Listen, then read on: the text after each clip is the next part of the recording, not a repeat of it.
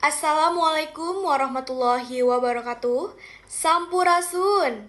Puji syukur ke Allah Subhanahu wa Ta'ala anu parantos masihan rahmat sareng hidayahnya supados abdi tiasa nyanggakeun biantara ieu dina kasempatan anu mulia ieu.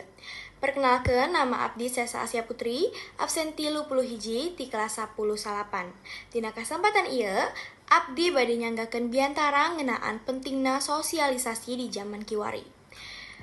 Dina zaman digital anu sakitu majuna ieu, seueur pisan jalma anu langkung betah nyalira, ngahaja jauh tina interaksi langsung sareng langkung fokus kana gadget. Padahal sosialisasi teh mangrupa bagian anu teu tiasa dipiasahkan dina kahirupan sapopoe. Sosialisasi teh penting pisan pikeun ngajaga hubungan anu harmonis jeung ngawangun rasa saling peduli di lingkungan sosial.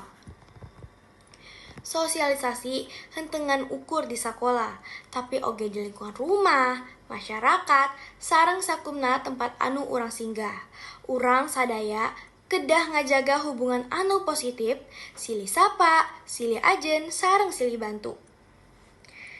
Pikeun ngawangun suasana anu langkung damai, harmonis, sareng nyenangkeun boh di sekolah, boh di lingkungan sejen.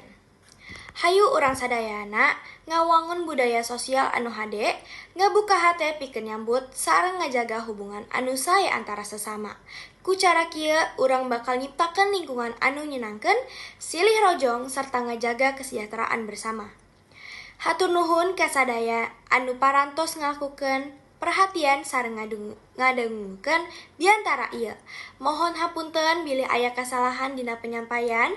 Mugia urang sadaya tiasa ngajaga tali persaudaraan sareng ngalaksanakeun kebiasaan anu hade di lingkungan urang masing-masing. Wassalamualaikum warahmatullahi wabarakatuh.